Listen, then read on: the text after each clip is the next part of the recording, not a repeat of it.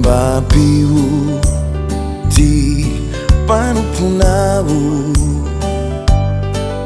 Bandesi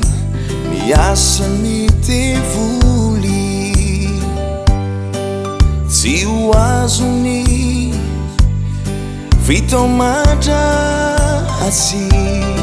Panutau kamila heri bebana Tumpo leuau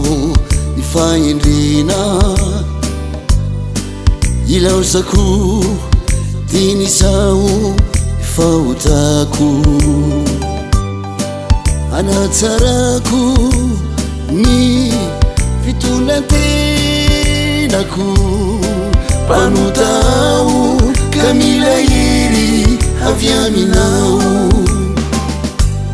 Morirayo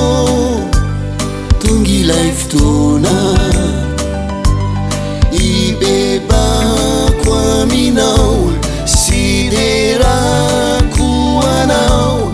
itifuku manutulu reswanau masinu tifuvavau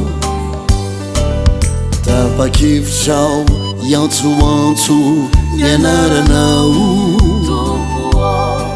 Ankafalina izao faneretena